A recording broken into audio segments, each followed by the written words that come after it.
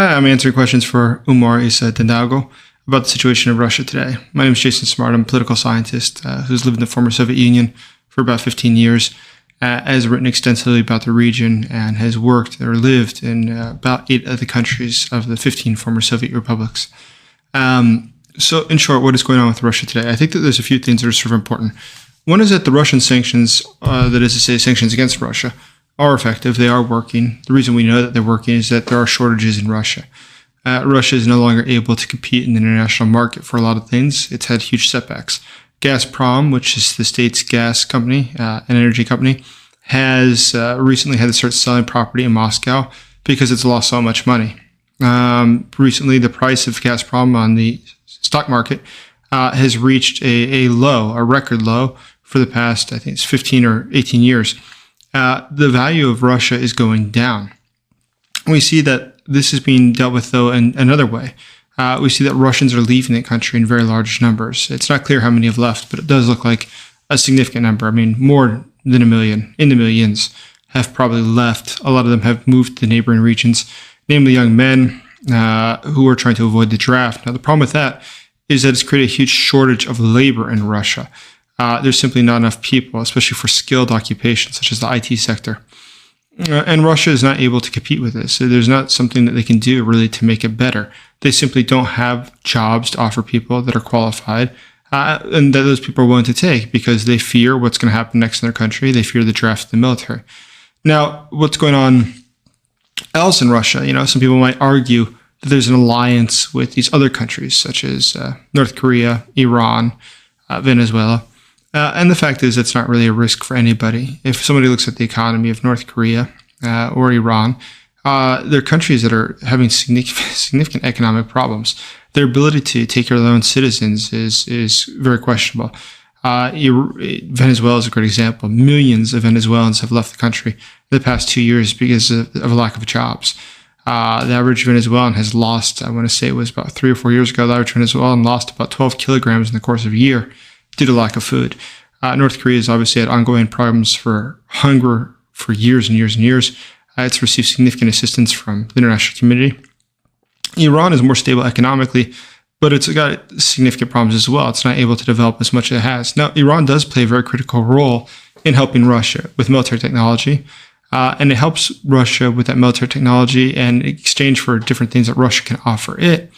But ultimately, it's not enough to change the fate of Russia. Russia's economy is in a downward circle. And I think the most shocking statistic to highlight that point would be simply that the current inflation rate, real inflation, is estimated to be about 24%.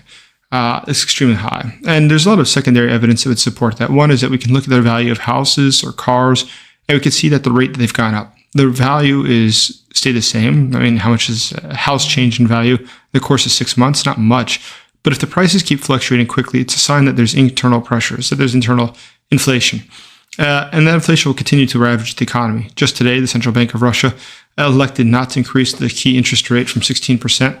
That's probably due to the fact there's the St. Petersburg Economic Forum right now. So they'll probably do so after the St. Petersburg Economic Forum.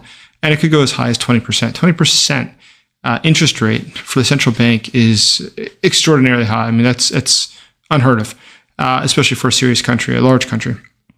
And I think that's probably indicative of the fact that Russia ultimately is a house of cards. It doesn't have a lot that it's able to build itself on. It's got oil revenue, it's got gas revenue, make up more than 20% of its budget. But without those, and those being in decline, it's got significant problems being able to structure itself. And also has obligations internationally. I mean, Russia is involved, obviously, with the Wagner troops in a number of coups in around the world, especially in Africa. It's also done a lot of work in Latin America, specifically in Nicaragua, such as in Cuba, such as in Venezuela. And this sort of support that Russia sends to its allies in those regions, we can see what's happened there. There's nothing positive. And we can see the recent coup that looks like it has Russian fingerprints in Haiti. I cannot think of anything positive that's happened for the local population due to that. I cannot think of anything positive that's happened to the other coups that have been tied to Wagner, tied to Russia in Africa. Generally speaking, it's exploitive in nature. Right now, it seems, especially in Africa, Francophone Africa is of the most interest to Russia because it wishes to take them away from their relationship with France. But this is something that Russia is intending to do around the world, which is to break up the existing international order. And I think that's very wrong to assume that somehow it can be better. I understand a lot of people want a multipolar world, and I understand the logic for that. I 100% would understand why somebody would say that and would support that. But unfortunately, Russia is just taking advantage of them. That is, they're promising them something. They're exciting them by this, but it's a false promise. The fact is that Russia, in no country that it's been able to overthrow the government, has done anything to advance that country's interest. I mean, literally nothing. I can think of nothing. And if you go through the history of it, look at the past 20 years, in which countries do you see Russia becoming involved or having a trade association with, where those countries have become wealthier? They don't. Those who have been in trade agreements, WTO or otherwise, do seem to get better over time. But neither here nor there. Russia's got another problem. It's actually probably more of a problem for them than anything else, is that in economics, there's a general rule. And that rule is that you don't want to have 0% unemployment. 0% unemployment does not indicate that things are going well, despite what one would think. It's actually an indication of high inflation. And Russia's unemployment rate is breaking records all the time. So as I said, the problem that Russia's going to have going forward, I think, is significant inflation, to a point that it could become hyperinflation. If hyperinflation were to come to Russia, it would destroy their economy. And that's happened before to Russia. Let's remember. They've had significant banking collapses before. They've destroyed their economy, including 1998. We've seen their military historically collapse and start to fight against itself, such as happened, let's say, 1916, 1917. Russia's ability to maintain this for long term is extremely limited. Keep in mind, as I said, they've had millions of people leave the country due to a lack of opportunities and also fear of the draft of the military. But that exact same demographic, that is to say young men that are in the age demographics, let's say in their 20s and 30s, are the ones that you need to pay into the pension system, to pay taxes for a country to be able to have a future.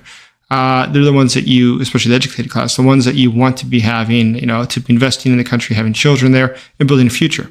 But with them leaving, Russia's long-term demographic growth is pretty horrific. If you look it up, Russia's demographic growth is none less than disastrous. I mean, it's not a country that passes survival rate. There's too few children, and there's no ability to really improve that in the short term. So I think that Russia is just going to get worse economically. And once again, as I said, I think that I do, not, regardless of the fact that I'm an American and I do support Ukraine, I can say objectively, I do understand why people don't support the United States' actions in another country. And so they might look for who's going to stand up to the United States, or who's going to stand up to the West, or against the European countries. And Russia, puts up its hand and says, trust us.